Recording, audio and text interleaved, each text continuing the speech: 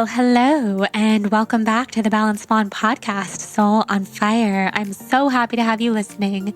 So grateful that you're here, and I'm excited to share this episode with you. So if you listened to my episode 201 just a few weeks ago, then you may have heard my husband on the show saying to me, you need to have Ryan Holiday on the podcast. You read all of his books. You are his biggest super fan. You should ask him to come on. And I said, I would love to have him on. Let's manifest it collectively with all of our listeners. Let's just bring all that good energy to asking him to come on. And I asked him and he said yes. So here we are today. And thanks to you guys, if you manifested along with me from episode 201 from afar, it is such a good conversation. And it is just an honor to have someone so wise, so accomplished at such a young age, and so accomplished in general on the podcast. It was such a fun conversation. I learned so much from him. And we go deep pretty quickly. So Ryan has authored so many different books, even by the age of 33. He blows my mind and gives me so much inspiration and so much hope for all of us writers out there, the way that he has such an effective, productive routine. And he's so efficient, and he shares all of his efficiency tips in this episode, which I so appreciate. It just brings me so much peace and so much hope about all of us writers in this day and age. And all it takes is establishing a routine to just get it done. And I have to say, after I talked to him for this episode, and the wisdom that he shared and his routine that he shared changed a lot for me. And I've been writing a lot more, and I'm so grateful for that. So I think you guys are going to get a lot out of that. And it was very interesting also to talk to him at such a pivotal point in time. 2020 has been a rough year for a lot of us. There's a lot going on in the world. And Ryan is a student and a teacher of ancient Stoic philosophy. So he talks about how history repeats itself, and we are not the only people in this position ever. This has happened many times throughout history. Difficult times, pandemics, political unrest, dictatorship, whatever you want to call it, all that stuff has been going on. So it was comforting for me to hear from somebody who knows so much about ancient philosophy that if we study the works of great teachers of the past, we really have so much to learn. And I read the Daily Stoic every single day. I highly recommend reading the Daily Stoic every day. It is a book of quotes on Stoic philosophy, which is all about peace, harmony, the art of non-reactivity, written by Ryan. And he uses quotes of the ancient Stoic philosophers and then modernizes them. Highly recommend starting your day by reading the Daily Stoic. And there's a Daily Stoic journal that goes along with it. And then separately, he has authored so many best-selling books, from The Obstacle is the Way to Ego is the Enemy, Stillness is the Key. And his new book, Lives of the Stoics, which I've been reading, and it gives like a peek into all the Stoic philosophers that he talks about in the rest of his books. So his books and the philosophy that he shares have totally changed my life and the lives of everybody who I share the books with, including my family. And something wild that you won't hear in this episode is that Ryan and I realized after recording that we are both from Sacramento, California. And I loved that because I believe that there are no coincidences and the world is so small, and we just never even realize the ways that we're connected to the people that we admire. And there's so many connections there. I also have a theory that all roads lead back to Sacramento, which is something that we can talk about on another day.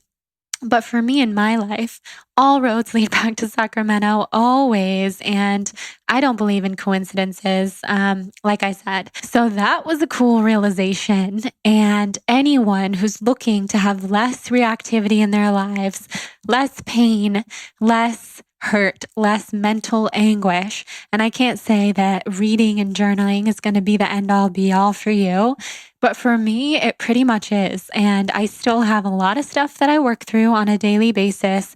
But when I wake up and read the Daily Stoic, and then I journal and I meditate and breathe and keep myself in a calm headspace, it is the best way to start the day. Best way to strike inspiration and creativity and live this incredible soul on fire life that I feel so lucky to get to live. So you're going to love this episode with him. I can't wait to hear how you like it. It is a special one. And before we dive into the episode, we have got to talk about mushroom coffee. So I'm obsessed with mushroom coffee. I'm pretty sure everybody listening knows that by now. And I'm not talking about mushrooms like the shiitake mushrooms that you would find in your vegetable stir fry. I'm talking about adaptogenic mushrooms, which are all about bringing the body back to homeostasis. So whatever it is you're looking for example, to be more alert, to sleep better, to wake up in the morning a little bit easier, to just give your brain that extra alert, high functioning feeling that coffee gives you without the jitters. Four Sigmatic is for you for all those different amazing things. And you can use the code BLONDE with all of Four Sigmatic's products to get a discount, 10% discount with the code BLONDE. You can also go to foursigmatic.com/blonde to shop all of my favorite Four Sigmatic products. So at the moment, my favorites are their chaga. That's what I really like to add into my coffee because it's exactly what I need. The chaga helps me feel alert without the jitters that coffee gives me. It also tastes amazing. It has this like dark roast flavor, which is the flavor that I wake up craving. And then at night, I like to take the reishi, or I'll do like a mushroom hot cacao, which is their version of hot chocolate, but with adaptogens and nutrients and all the things that your body will just soak in and use to bring itself back to healing, immunity, and homeostasis. So I think people don't realize how much adaptogenic mushrooms influence our immunity. So you can even shop by the immune system. So you can shop by benefit on Four Sigmatic. You can also shop by whether you're a caffeine person or no caffeine, or whether you're on the Whole30 or completely sugar-free. But all their products are organic and vegan, so you can shop anxiety-free. If you are vegan like myself, and of course, I only talk about organic products on the podcast, so you can always be sure. So beyond the coffee, they also have matcha, they have protein powder, they have a bunch of different flavors of protein powder, they have skincare products, they have chocolate, they have ground coffee, they have pre-made packets of coffee. They have face masks, body butter. There's even a book written by Taro, the founder of Four Sigmatic, who's been on the podcast. And I'm just so excited for you guys to check them out so you can trust that Four Sigmatic coffee in the morning is literally everything. And I know that you will also love their protein powder and everything else that they sell. So use that code BLONDE for a discount, BLONDE. Shop, tag me on Instagram if and when you try their products so I can see and I can geek out with you over it because I get so excited. And now, let's head into this episode with Ryan Holiday talking all things Daily Stoic.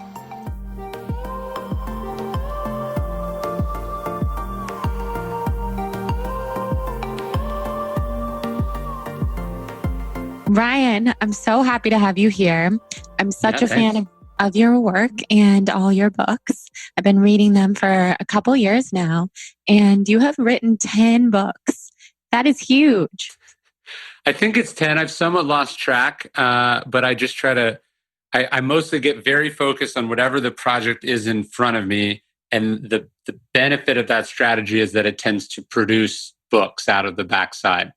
Seriously. I mean, that is such inspiration. I love writing, and I find it very hard in this day and age to focus on one thing at a time, which I definitely want to get into with you and ask you all the questions about. But first, I just kind of want to start from the beginning. Okay. Hear about where you grew up and what you wanted to be when you grew up. I think a lot of writers had some sense, or I guess a lot of people in a lot of professions, maybe very early, they had a very clear sense of what they wanted to do. I knew that I loved books. I grew up in Northern California and I loved books. But, obviously living in the suburbs, both my parents were civil servants. I certainly, not only did I not know anyone that wrote books or, did anything creative as a profession, I don't think I knew anyone.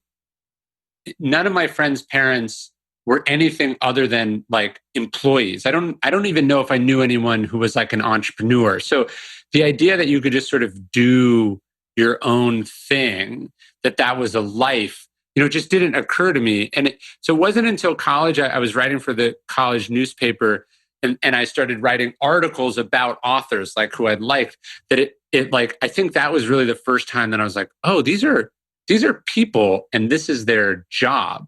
I think it's different. Like, obviously, kids now have Instagram and they see that like you are you. Like, you have like this sort of insight and this access to people's lives that make you realize like it's almost a problem now. Like, everybody wants to be an influencer because they think it's like easy or something. Mm-hmm. But like, the benefit is at least you do have a different or larger understanding of like the possible life paths, like Right. when I would watch people on ESPN or watch them on MTV, I wasn't like, I could do that. I just never had that sense. Yeah, that's so interesting. So, how did you then transition into what you're doing now? So, you were in college, you started writing for the newspaper, and then I know you left college to pursue this very different path. So, let's hear about that. So I started meeting these writers, and one of them I said, "Hey, can I be like an intern? Can I work for you?"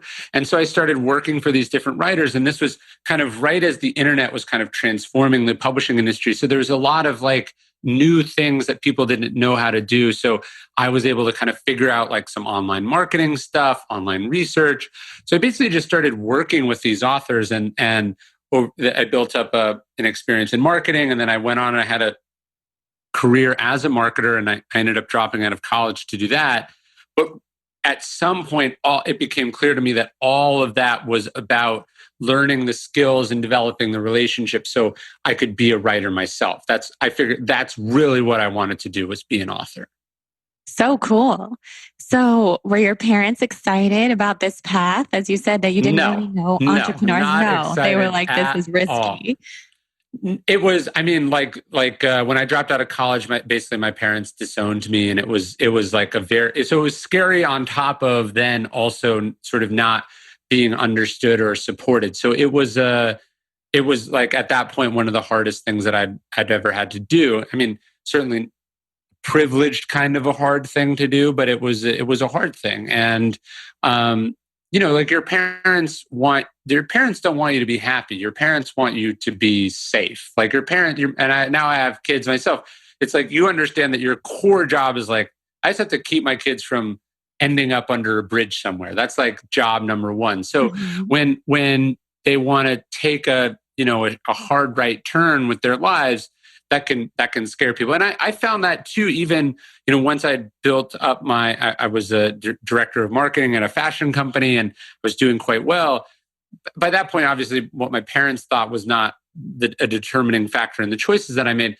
But I found even that people that I knew had trouble supporting, the decision to leave a successful, well-paying, safe thing to go do something unpredictable. So you just sort of realize that like nobody's going to get it. And the only thing they're going to understand later is if you're successful at it. Mm-hmm. So, how did you find the inspiration to carry forward when you didn't have the support of your family or the people close to you to make that leap? I mean, a big part of it was that I just genuinely loved it. So it was less of a choice than a calling, I think. But then I had some really great mentors who were much more supportive than my parents. But then I was also with my now wife. We met when I was in college. So I also had someone like, a lot of people think that like sort of being ambitious or being driven makes being in relationships hard or impossible.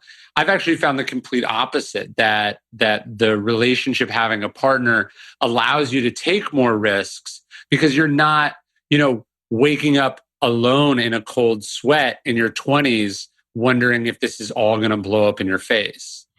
Yeah, I totally agree. I think it's so special to have that support of somebody who believes in you, even if it's Yeah. that one person. What does your wife do? Is she in the creative field too? Yeah, so my wife now runs like basically the back end of all of my stuff. So I just get to do like the part that I like, and she sort of gets to she's set up the systems that run the business, and she handles all the other stuff. So we've become, much closer to sort of a partnership.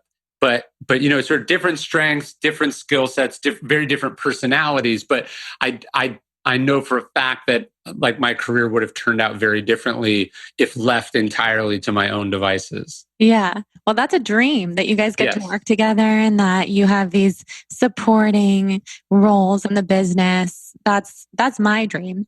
Get my It's a husband dream, on although board. it can also be a nightmare. Yeah, not that it's I'm easy.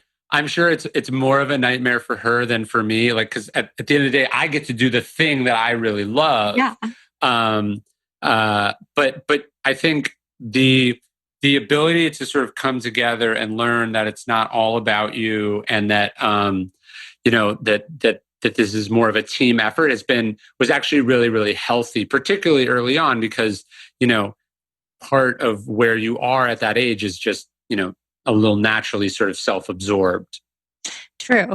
That is very true. So now that you have all these successful books in this business, is your family on board and excited? Yeah, I mean now, of course, which is always one of the tricky things, right? Is like if you don't support someone when they're taking the risk, it becomes very hard to ever sort of fully heal that wound, because it's like, of course, everyone's on board when it works, but I mean that's one of the things that I've really learned is that like when someone is deciding to take a risk like that, or do something, there's almost nothing you can say that will convince them not to do it. So what you really need to do is offer support, and the advice that you do give should be about helping them do what they want to do. It's something I think creatively I figured out too. Oftentimes people will come to me because I do ghostwriting, and I sort of produce books for different companies and people. Someone will have a really strong idea of what they want to do, and sometimes that idea will be totally wrong. And if you try to convince them that they're being stupid, you'll have no success. But if you can try to get to the core of what they're trying to do and then help them achieve that, you're going to be much more in sync with each other. And so that's just something I've learned having been through this is like, okay, you're not going to convince the person not to do it, but you might be able to direct them to do it in a slightly, safer or smarter or less risky way. Yeah, that's a really good tip. I like that. So, when you started doing this, what was your first book and what was the inspiration for it and how did you get going? So I was a research assistant on a number of books, and then I did marketing for a bunch of books. But the first book I ever wrote, I wrote a book in 2011, which came out in 2012 called Trust Me, I'm Lying, which is sort of an expose of how the media system works, how sort of influence is created, sort of like kind of pulling back the curtain about how our sort of modern information ecosystem works. And it was my first book, so it was sort of the first time I'd really done anything as me in the sort of published sense. I mean, obviously I'd written online for a long time, but I think I'd started my first blog in 2006, maybe 2005. And the first time I was ever paid for writing was when that book came out in 2012. So it had been a long, long journey to get there. And then once I was there, I was sort of already had the next book and the next book and the next book in line. I was like just not going to waste that moment. Right. That's amazing. So you Yeah. wrote that book and then what was the next book? So the next book I sold was actually my first book about Stoic philosophy. How the books came out was a little bit different. But what I knew is I was doing this marketing book, which I knew would do well. I knew it would get attention. I knew it was the right one to get my foot in the door. But what I really wanted to write about was philosophy. And so I think the week my first book came out, I had the proposal ready for my next book. And the interesting thing about it was my publisher was not particularly excited. They wanted me to do more. Like what you find when you're successful at something is people want to keep you in that box for the same reason we were talking about. It's safer, it's more predictable, it's more obvious, it's less work. So to want to transition from marketing to ancient philosophy, there's not a lot of enthusiasm about that. but it was definitely the right decision. And so it's like, I feel like my career has been, in a sense, a lot of those jumps. Right. You've had a lot of trust for where you're going. It sounds like, when maybe you didn't even realize where that was going to be, but you've just been following your heart, which I think is so cool. Yeah, I think it's a combination of your gut. It's a combination of like knowing your audience. So that's a thing that not a lot of authors have, right? For most of history, an author wrote a book which they sold to a publisher, who sold it to bookstores, who then sold it to customers. You talk to your audience on a daily basis, right? You put up a post, and then they comment on it, they send you messages. You see what they like and what they don't like. And so one of the benefits of writing online and having an email list, I was later to social media, but I've been having an ongoing conversation with this audience for now almost 15 years and maybe longer. And so I know what they like, and I also know what I like. And those Yeah, two pieces of data allow me to take risks, sure, but I'm not like shooting in the dark either. that makes sense. That totally makes sense. So let's talk about Stoicism, a Okay. concept that has changed my life. And Oh, that's before wonderful. you, I will say, I think this ancient Stoic philosophy was not accessible at all. Let's just put it that way. Sure. So, how did you have the foresight to start talking about Stoicism in this day and age? So I got really lucky myself. When I was in college, I was at this conference. I was writing for that newspaper I was telling you about. And I asked the speaker, I said, like, hey, what books are you reading? And they recommended that I read a book from one of the Stoics. And I read it, and it blew my mind, and I loved it. And then I went and I was like, well, I'm going to read everything about this. And I went and I read the other books, and they just couldn't do the material justice. I felt like I was like, this is so rich and interesting, but it's not being expressed well.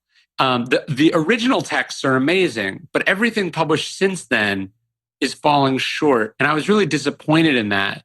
And so when I sat down to write my own book, the idea was I wanted something that made it more accessible. A lot of the other books that have been published about Stoicism are for people who are fans of Stoicism, which is a small number, right? Or it certainly was 7, 8 years ago. And so what I wanted to do was take these ideas that, as you said, people find difficult to understand. And I wanted to change that. Like, I wanted to pay forward the gift that I had been given by the philosophy. And I felt like the way I could do that was by making them accessible. Yeah, that's amazing, which you've definitely done. Well, thank you. So, do you kind of try to live by that Stoic philosophy every day? Well, the operative word there is try, of course. I think it's in some sense like an impossible standard, but ultimately like a thing. You never get perfect, but you can make progress. And so, yeah, I think the Stoic virtues are how I try to live my life. They're what I try to use to guide my decisions. But, the Stoicism that I was trying to practice when I was 18 years old, was not the same as the Stoicism I'm practicing now at 33 with 2 kids in the middle of a pandemic, right? It's Right. different, but the more I practice it, the more I study it, I feel like the closer I get to, getting better at it. Right. So let's explain Stoicism to the people listening for anyone who has no idea what it is. Well, if you have no idea what it is, then, me saying like, hey, this is a philosophy founded in ancient Greece and then makes its way to ancient Rome, that's like not what you want to hear. What you want to hear is like what I think the core definition of Stoicism is, which is we don't control what happens, but we control how we respond. And so Stoicism is a philosophy then that sort of focuses on what's up to us, our emotions, our feelings, our opinions, our actions.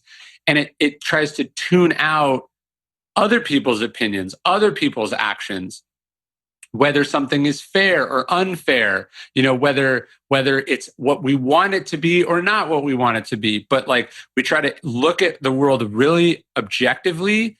That isn't to say we don't try to change the world, but we have to start with the real objective, honest, unemotional assessment of whatever we're looking at. It's been so helpful for somebody who's in the social media business, Sure. getting tons of opinions every day. Some of them wonderful, some of them like, I hate you, Jordan. You're such a terrible podcaster, writer, all this stuff. Stoicism has helped me, and your book, Ego is the Enemy, has helped me so much to kind of drown out, at least try to drown out the noise of the praise, which I love. Like, sure. Who doesn't love praise? But like you teach, if praise you hold to such a high standard, then of course the negativity is going to affect you very, very deeply. Right. I think, obviously anyone who puts stuff out in the world has to deal with what you're just talking about. But I think to be a woman and a woman on social media, it's just a whole other level that guys and regular people just can't understand. You're just bombarded by, in some respects, the worst parts of humanity. But then you're also bombarded by some of the most tempting, sort of misleading, deceiving parts of humanity, right? And the Stoics were familiar with this. I mean, Marcus Aurelius is not just like this random person. He's the emperor of Rome. Right. And so, he's writing to himself in meditations. He's like, look, are you going to praise the cheers of the crowd? He's like, you know who these people are. You know what they do in private. One of my favorite lines, he goes, we care about ourselves more than other people, but we care about other people's opinions more than our own. Meaning, not that we're selfish, but it's like we value ourselves. And yet when somebody else says you suck, that hits us, even though we don't think that we suck. When they say it, we go, are they right? Yeah. And so you have to sort of cultivate this thick skin, or you're just at the mercy of whatever's happening. And your point is a good one, which is it cuts both ways, right? When everything's going well, you think you're amazing, but it's naive to think everything will go well and be positive forever. Eventually trends change, or people, something happens, or people make mistakes, and now all of a sudden you're getting hit with all this negativity. You can't let that affect you, because it's not up to you. It's just not up to you. Mm-hmm. Yeah, that makes a ton of sense. I've tried to live by those virtues, and that's a book that I underlined so many different parts. And I also gave that book to my dad, who has lived he's a businessman. He doesn't, purposely live in the ego, but that book made him realize how much he lives in the ego. And just there's so much to teach within that. Well, one of the things I wanted to do with that book is make a really big distinction between ego and confidence. Mm-hmm. So when people hear like, oh, so ego is the enemy, and they go, but isn't a little bit of ego a good thing? And the answer is no. Confidence is important. Ego is something different than confidence, right? Confidence is an accurate understanding of your value, of your worth, of your skills. Ego is this sort of artificial, belief in your superiority and your specialness, that all eyes are on you. So we can see how egotistical people, for instance, do really well on social media, because their ego, first off, draws them to perform, to want to have an audience. But it can appear like confidence, right? Like to the outside world, it's very hard to know that difference. And we often don't know the difference until that person crosses some line. And then you're like, whoa, what are they talking about? Mm-hmm. So true. So it's like you think Kanye West is this super talented rapper, and you admire his swagger and his confidence. And then you realize, like, oh, no, this guy's not even on the same planet as everybody else. Like, right. This is actually a really dangerous thing that he's doing. Okay, so I have discovered supplements that everybody needs to know about that I started taking about a month ago. And I swear to you, I have already seen benefits. I am obsessed with these supplements and I want everybody listening to know about them. So the brand is Life Seasons and you can find them at lifeseasons.com. You can also find them at Whole Foods, Sprouts, The Vitamin Shop, and Natural Grocers. And they just have so many different supplement options, you guys. So for those of us who are dealing with chronic illness or with these symptoms of chronic illness or chronic pain, or really anybody, because supplements are preventative medicine, then you guys will love. So first of all, you'll love their mission.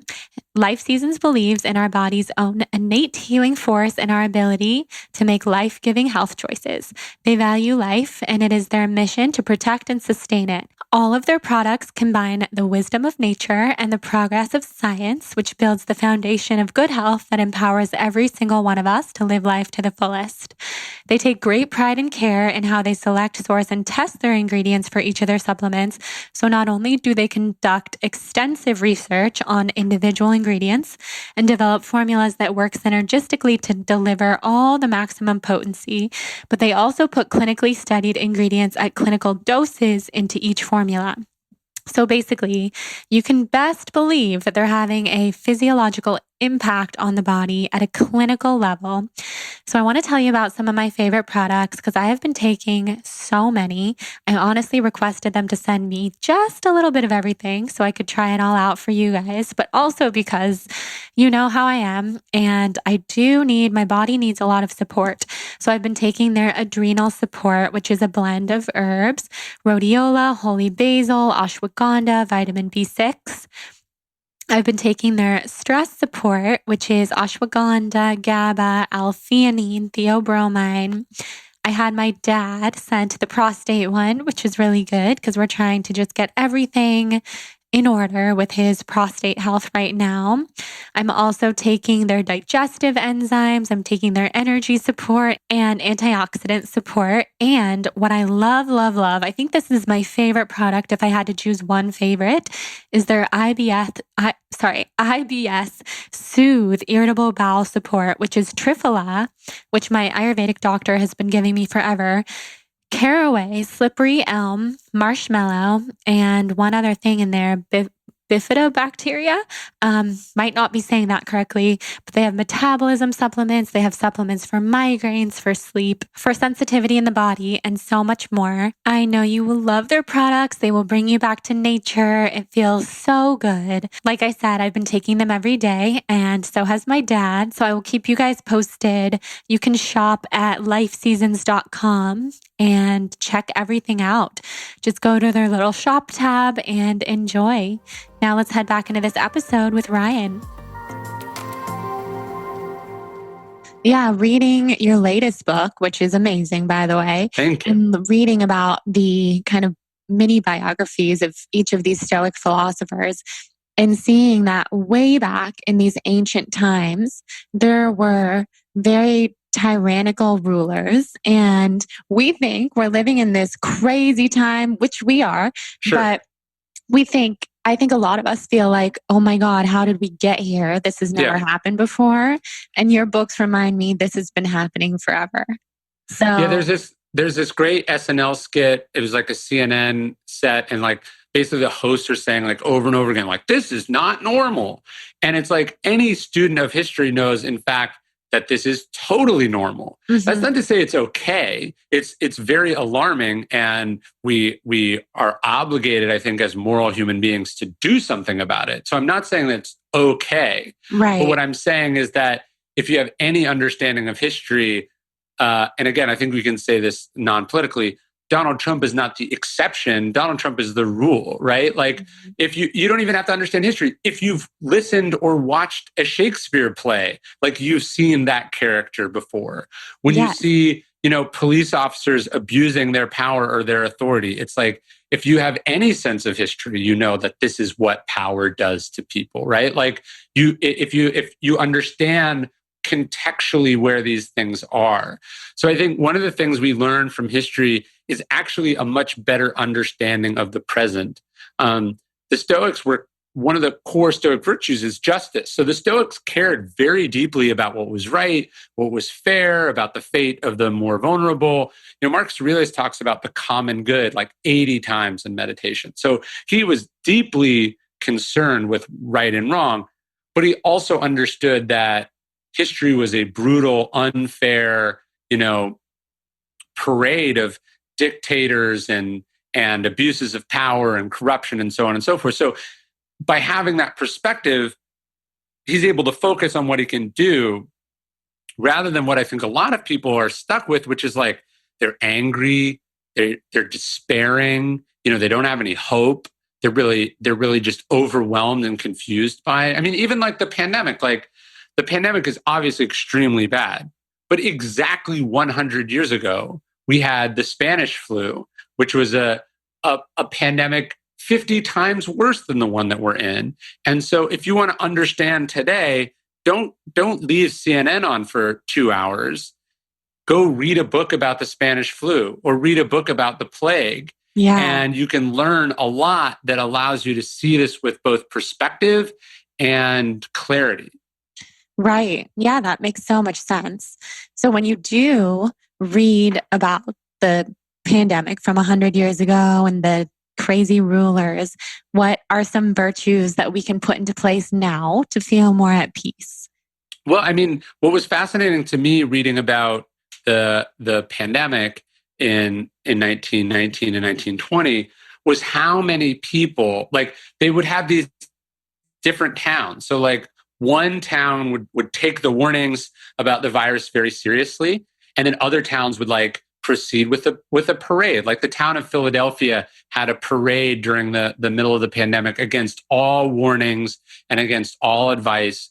And like 2 days later, every room in Philadelphia's hospitals were filled, right? And so you go, oh, okay, people deliberately not listening to experts is a reality of the human experience. Mm-hmm. And so I'm not going to get angry that people aren't wearing masks. I'm going to wear a mask, and then I'm going to be smart about the situations I put myself in, and instead of putting myself at the mercy of those people's poor decisions, for example, right? Mm-hmm. Like the decision to send or not send my son back to school and daycare. It was like, okay, what happened in the Spanish flu? Well, people told themselves it was over early. They told themselves they had a really good understanding of it, and they rushed back, and it blew up in their face. Now, that's not to say that nobody should have sent their kids back to school. It's just saying, from my understanding of this thing, it helped guide my decision in a way better than the latest numbers from the CDC would, because that's just a snapshot of where we are now. I want to look back at history and go, okay, what are the errors that people tend to make over and over again? Yeah, I mean, that makes so much sense. So much better than just getting angry at people. And there's so much anger and outrage right now. And I know. It's a hard place to be in, but reading even your book this morning, it was nice to know this has been happening throughout history, and that we can choose our approach and we can choose our reaction.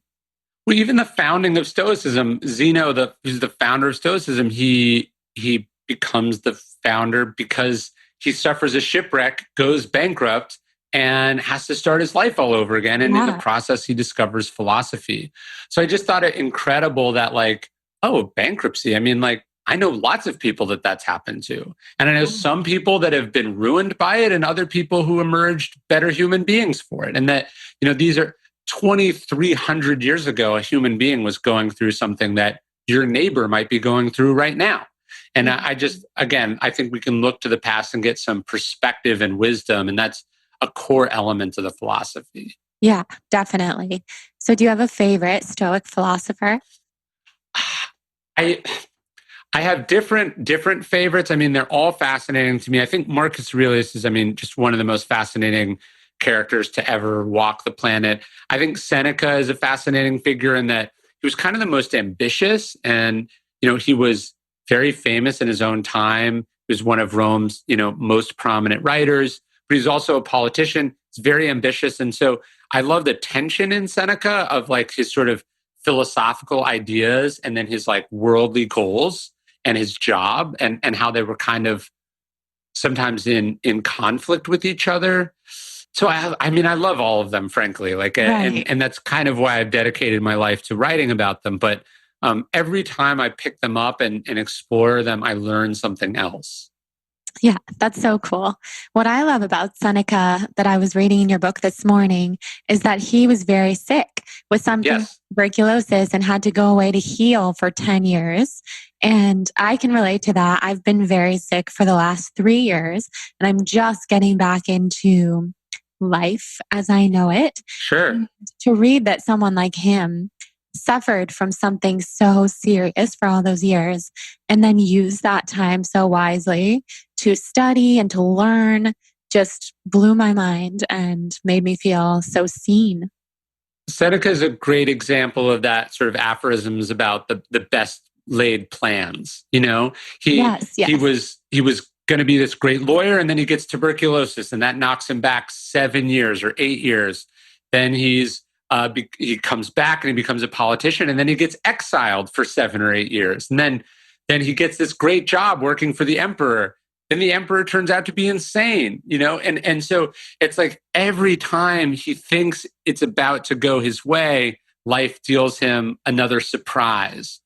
And that was a great thing you said, that it made you feel seen.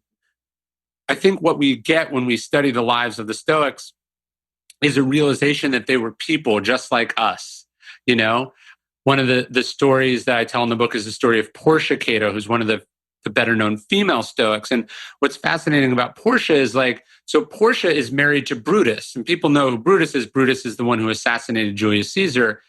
But I love like, so from what we know, Brutus is plotting this thing, but he doesn't want to tell his wife because he doesn't want her to get implicated.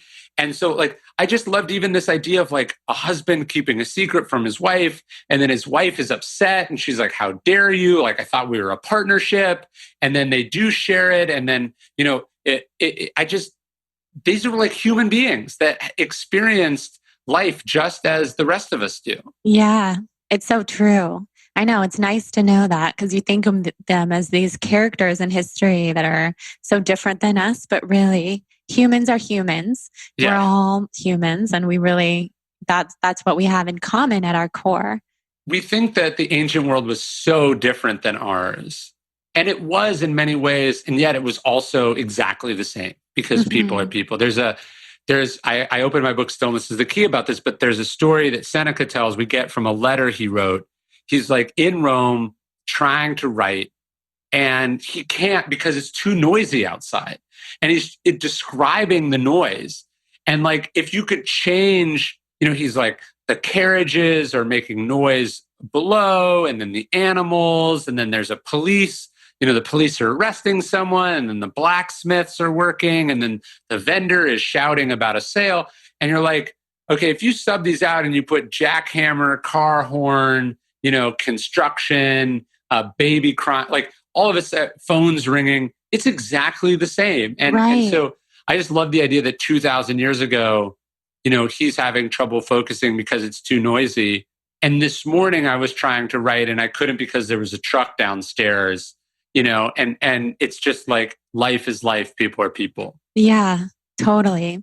Yeah, that's something I wanted to ask you about in this fast paced world that we live in with social media and just so many different things at our fingertips, how to focus and write all these books and be so productive. To me, it's about routine. I'm a big believer in routine. I'm a big believer in structure. And then I'm a big believer in the morning. So, you know, I get up early. I don't use my phone right away. I actually don't have social media on my phone. And I do my hardest task, the one that requires the most concentration, which is usually writing for me. I do that first thing because I don't want other things to interfere before I can get to that. Hmm. So I think people think like, oh, you've written these books, you must live like a monk or something. It's really just, you know, a few hours a day, every day adds up. Yeah. So what is your morning routine? What's the whole routine? So this morning I woke up at like 6:30. My wife and I took our kids on a walk outside. We did about a 3-mile walk. We don't take our phones. Then we came home and I wrote in my journal. And then I went to my office and I wrote, for about 2.5 hours. And then I had lunch and I read while I had lunch. And then now I'm doing some interviews like that. And so like the day, like obviously I have other stuff that I'm going to do today, but like the majority of what I needed to get done today, like the big win, that's already happened. Mm-hmm. Yeah, that makes sense. That's cool. So you journal. Do you journal every day? Every single day. Yes. Probably for like 6 or 7 years. I wish it's something I'd started earlier. And obviously, as a writer, one of the benefits of writing is that I have almost like my work is a form of a journal, but really writing in a journal, not for publication. I probably started around the time I was starting my ego book. Mm. And what are your tips for people who want to get into journaling? Just start. So one of the things people will go like, well, what's the best journal? What's the best time? Like they have a lot of questions. And I tend to find that those questions are really like a stalling tactic. Like get a piece of paper and write on it. Just do that. You know what I mean? Like you can refine. Like one of the things you learn as a writer is that like you can edit bad writing, but you cannot edit writing that doesn't exist. So if you don't do it, if you don't take the step, you know what I mean? Like you can build on something that exists, but if it's all theoretical, it doesn't matter. So yeah, if you want to do it on a note card, if you want to do it on your phone, if you want to do it as an audio message, if you like, it doesn't matter. Just start and then refine your practice from there. But I do recommend, I have a journal called the Daily Stoic Journal, which gives you like a question to answer each day. And that's one of the journals that I do. But I also do this journal that I just randomly bought on Amazon called the 1 Line a Day Journal. And it's 5, each page has 5 lines on it and like the date. And you're just supposed to write 1 sentence a day for 5 years. So I'm almost 4 years through this journal. And so like every day I see what I wrote on that day 1 year earlier. Oh, interesting. Yeah. So do you build off of what you wrote before? Or it's like no, I usually just say what I'm doing. So like what okay. like oftentimes like okay, like I just finished the draft of like my next book. So the first draft. So I wrote, like finished draft today, right? This is a couple days ago. But it was incredible to me to see that 2 years earlier I'd finished the first draft of Stillness. Oh wow. So it's like, oh wow, that how cool that it worked out that way. Yeah, that it lines up that way. That's very cool. I want to try that. Yeah, I think you would love it. Yeah, definitely. I see that you have the obstacle is the way tattooed on your arm. Yeah, I have obstacles the way on this arm, and then I have ego's the enemy on this arm, and then I also have stillness is the key. The point being, not that I love to tattoo my own book titles, but that I'm thinking of when I come up with a thing that I want to spend, a year or 2 years of my life writing about, I want it to be something worth not just tattooing, but something that thinking about every day makes me better. Mm-hmm. I love that. You have good book titles. Thank you. How do they just come to you like with ease, or does it take a while to come up? No, like so when I sold The Obstacle is the Way, originally the title was Turning Obstacles Upside Down. And then it became The Obstacle Becomes the Way. And then it was shortened to The Obstacle is the Way. So it'll tend to be you have a vague understanding. And then it's usually about refining and tweaking until you get there. Ego is the Enemy was originally going to be a book about humility. And as I was researching it and, sort of starting to mess around with the ideas, that phrase, ego is the enemy, came to me. And then I actually realized, oh, that's what the book is about. Yeah, I love that. So if people listening were only going to read one of your books, which book would you choose? Yikes. Okay, that's hard. I would say, so I wrote a book called The Daily Stoic, and it's 1 page of Stoic philosophy every day. And it's designed, so you read 1 page a day. So then 366 days later, you've forgotten what you read 1 year earlier. So it's the book of all of mine that's designed to be read the most times. So maybe that one. And then I do a free email every day about Stoic philosophy at dailystoic.com, so like you read the book for a year. And then if you want to keep going, the email is just a free book basically every year as well. That's amazing. I read the Daily Stoic every day. Thank you. It's so good. And if there's ever a day that I miss it, I go back and read a couple, which is what I did this morning. And they always are so on point. It's like exactly what I needed to hear each day. I think there's this sort of Stoic concept of how you never step in the same river twice, because the river is changed, but also you are changed, right? And it's funny because obviously just this might ruin the magic of it, but what I did was I wrote 366 days and then I shuffled them around and I put them in an order that I thought made sense. So ostensibly the order is totally random, right? Like there's no rhyme or reason to it other than like I've picked some themes and then I organize them around the themes. But I wasn't thinking, hey, like today is October 12th. Here's what I want to tell people, right? So, but it's crazy how often I hear that people will go like, oh, today's was absolutely perfect for what's going on in the world. And it's like, well, I wrote this 5 years ago, having no vision of what the future would be. And what that is they brought something to it that unlocked something that, frankly, I had no intention of. There's a great Zen saying, when the student is ready, the teacher appears. Exactly. And I think what it is like when we're ready to hear something, we bring to what we're reading what we needed. And so the book is the beneficiary of that, as opposed to actually possessing that. Yeah, no, that's exactly true. I just turned 30 on October 11th. And congrats. So I was excited to see what's the October 11th one going to be. And I liked it. But the one for October 12th was perfect. It was like the mantra that I needed for this new decade of my life. And it's all about love. It was like the Seneca quote about love, basically. And I realized that is what I want to carry with me into this decade. It's perfect. Yeah, the Seneca quote is, he says a bunch of stuff and then he goes, but the core of it is if you want to be loved, love. Yes. And I think I connected to the Beatles lyric about, the amount of love you get is equal to the amount of love that you make. And I just first off, I love the idea that 2,000 years apart, Seneca and the Beatles are on the same wavelength. I love that. Yeah. But I think, just timeless advice is timelessly true. And that's obviously also one of the benefits of writing about Stoicism is that, and I deliberately try to remind myself of this. The reason the books are working is not because I wrote them so well. The books are working because 2,300 years of testing has refined the good ideas in Stoicism to the point where when I present them to someone, they work. And obviously, if I made up my own philosophy today, I wouldn't get that kind of proof until 2,300 years in the future. Yeah, that makes sense. So who are some of your inspirations and mentors in this lifetime? Like today? So my mentor as a writer is a guy named Robert Greene, who I think is one of the great writers of our time. He wrote the 48 Laws of Power. He wrote a book called Mastery. He wrote a book called The 50th Law, which I was lucky enough to be a research assistant on.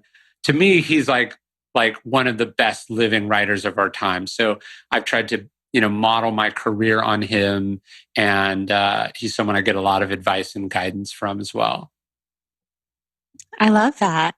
Yeah, I knew that you had interned for him or apprenticed for him when you were 19 or so. Yeah, he was who I worked for when I dropped out of college. That's so cool. Where were you going to college? UC Riverside in Southern California. Nice. Not too far from here. I'm in LA. I love that so much. So I want to ask you some of the rapid fire questions that I ask everybody who comes on. They don't have to be too rapid fire. Okay. Do you have a spiritual practice? To me, Stoicism is a spiritual practice. It's sort of connecting to a kind of an ancient tradition. It's sort of accepting that there's a sort of a higher power of fate or fortune that's outside your control. But outside from that, not really. Mm-hmm. So do you meditate or anything like that? To me, the journaling and the walking are the meditative practices, but I don't like also have a sitting practice. Right. What's one question you've never been asked in an interview that you wish you've been asked? I never have a good answer to that question. It's hard. It's really hard. I don't know about you, but I don't like have questions that I like. I think one of the benefits of being a writer is that you say what you're thinking. So I don't like go around and go like, here's what I really want someone to ask. Because I'll just say it. But yeah, so I have an unsatisfying answer to that one. I'm sorry. That's okay. It's good. That's one of the hardest ones. Where do you see yourself in 5 years? I mean, I'd like to be 5 years further down the path of the craft that I'm trying to master. I really like my life and I like how it's set up. I understand that, obviously fate can intervene at any time. So I have some sort of try to remind myself you don't get to keep things the way you want them to be, but I don't have like a 5 years, here's what I need to accomplish to be happy. Do you know what your sun, rising, and moon signs are? I don't even know what those things are. Do you know? Okay, so when were you born? June 16th, 1987. Okay, so you're a Gemini, yes. Zodiac sign. So basically that would be your sun sign. Okay. And then your moon and rising depends on what time of day you were born, which we can always look into later. I think it was like 2 a.m. if I'm remembering correctly. Okay, so maybe after this you can email me the exact time and then I'll look it for you and I can tell you your moon and rising and your human design, which are very fun things to look into. Okay. I think you'd like it. If you're an animal, what animal would you be? Ooh, that's a good question. I don't know. What animal would you be? What animal would I be? Yeah. I change it all the time. I would probably be something in the ocean, like a dolphin. That's a good one. Yes. But I also love monkeys and I also love cats. So many. Do you have animals? Yeah, so I live on a little farm. So we have like donkeys and goats and chickens and cows and cats and a dog. Oh, wow. That's so cool. Yeah. I love that. That's amazing. Do you think that living on a farm and living with like land and all that has been helpful to you in your quest for writing and studying? Absolutely. I mean, first off, it was obviously about the best place you could live during a pandemic. We got very lucky in that sense. But yeah, the peace and quiet of it forces, like, that's one of the reasons that we moved out there is it's been really great from a writing perspective. Yeah, that's so nice. So you live in Texas, right? Yes. That's so cool. We love it. Yeah, we've been looking into that, not necessarily moving, but just looking for a more slower paced place to live. That was the idea. We moved to New Orleans from California and we loved it, but it was maybe a little too slow. And so we wanted, something. So then we moved to Austin and then we moved outside Austin. That's amazing. So what are your favorite foods? I have very sort of like white trash food tastes. So, like chicken fried steak, movie popcorn, like stuff you're not supposed to eat. So I don't have my favorite foods very often, but or else I'd be very fat. But I love like garbage food basically. Okay, good faves. Those are your favorites. If you could meet anyone who, dead or alive, who would you want to meet? I mean, obviously, given all that I've been able to write about, I mean, it'd be fascinating to meet one of the Stoics, like a Seneca or a Marcus Aurelius or an Epictetus. It'd probably be weird if that's not who I chose, but probably them, maybe Lincoln. I'm fascinated with the sort of greats of history, so probably someone like that. What about somebody living? If you could choose someone living, who would you want to meet? That's a good question. Who would I want to meet that's living? I haven't thought about it. I know. I mean, there's endless options. It's hard. So what do you and your family like to do in your free time? I mean, that's been one of the weird things about the pandemic is it's actually just been pretty close to our normal lives. So, we like the beach, we like swimming, we like animals, we like being outside. like being active. So it's been nice. Yeah. No, that is so nice. We've loved it too. It's a good time to. It's obviously a horrendous thing, and it's tragic in so many ways. But I think a lot of people, it's also been a radical lifestyle experiment, And I think one of the things we're going to be thinking of is how do we keep some of the things that, we've had to start practicing, Right. because actually it turns out that it's closer to the life we want to live. Mm-hmm. Absolutely. Those are some thoughts we've had as well. What will we carry with us when this time Yes, is no longer our reality? totally. Yeah, that's so great. So tell us, what is on the horizon for you? What are you working on? You just had a book come out Yeah. and you're I, working on another. I try to be, not only when I start a book, or when I finish a book, I try to start a book, but I try to be well into a book by the time each one comes out. So like I finished writing Lives in probably January, and it didn't come out until October, but I was already well into the next book. So I'm always trying to write the next thing. And so you were asking earlier about writing 10 books. A big part of that is just showing up and writing every day. And it's kind of maintaining your fighting weight, so to speak. It's like if I get out of the habit of writing, it's hard to get back in the habit of it. So I Right. tried to never get out of it. Yeah, that's really helpful. So And the daily email is a big part of that because I always have something to write. yeah, that's like the true definition of a daily routine. Yeah. So does that mean when your books come out, because I've had this experience being a writer and a blogger, when something comes out that you've worked on close to a year ago, is it hard to get excited about it again for you because you're already on to the next? It's not hard to get excited about it, but it's more like I'm really busy with the new thing. So it's hard to like take a bunch of time off from that thing to go do the other. Like, I think, my first book, I was like so excited. It's like a book tour. I wanted to do all these interviews and all this marketing.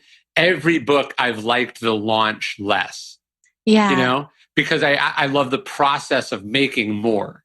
And right. so I think it seems like the marketing is the fun, sexy part, like it's the validating part, but it's actually, in some cases, the least fun because you actually like doing the thing.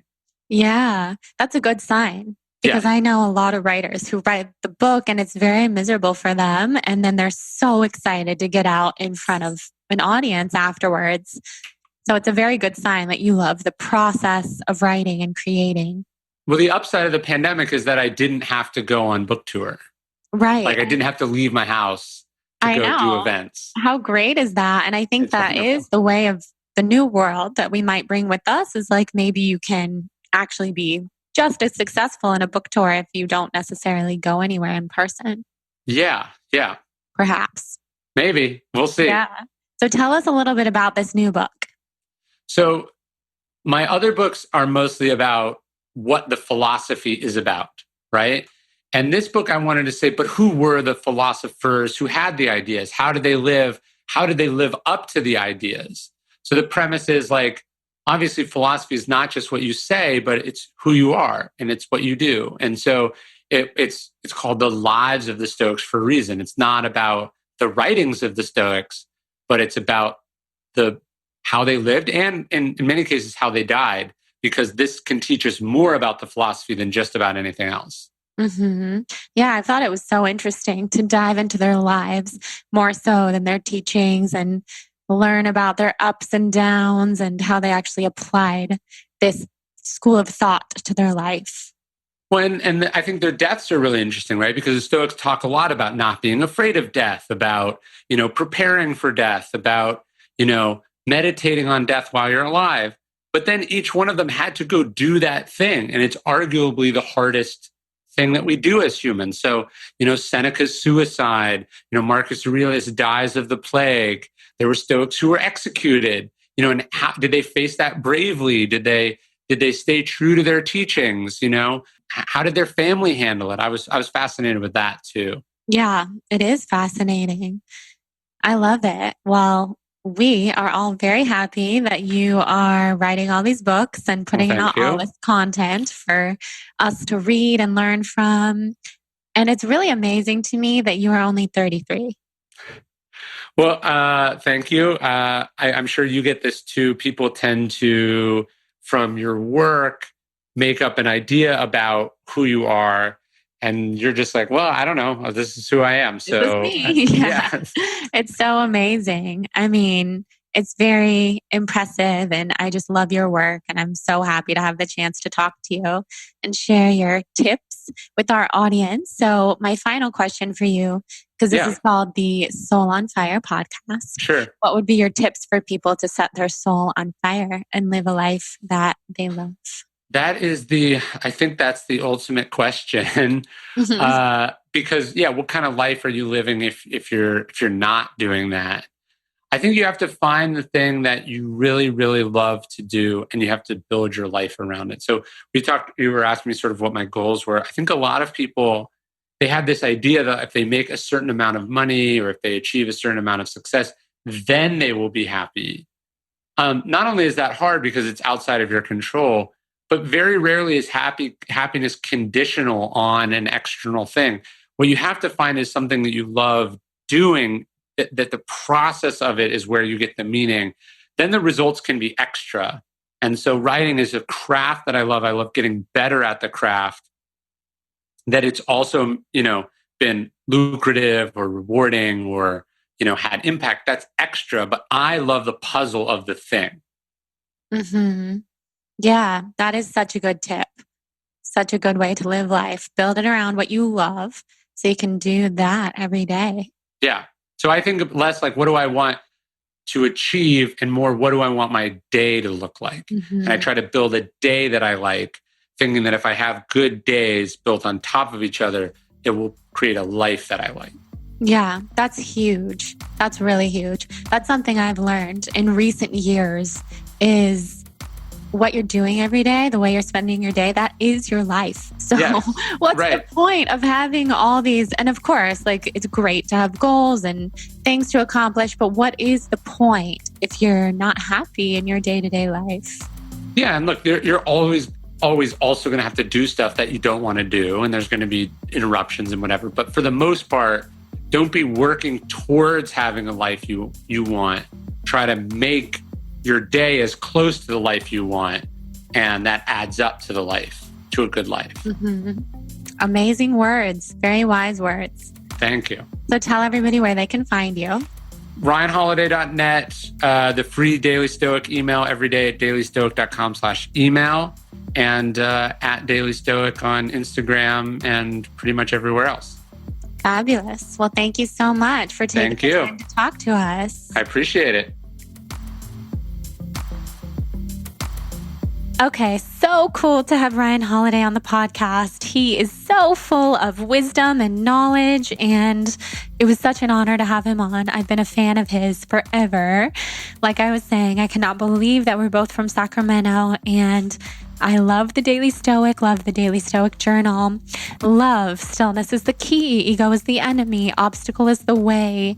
He has this gift of writing in a way that shares this ancient philosophy and ancient wisdom, but makes it so modern and so bite-sized and understandable and attainable for those of us who are reading it in the modern day.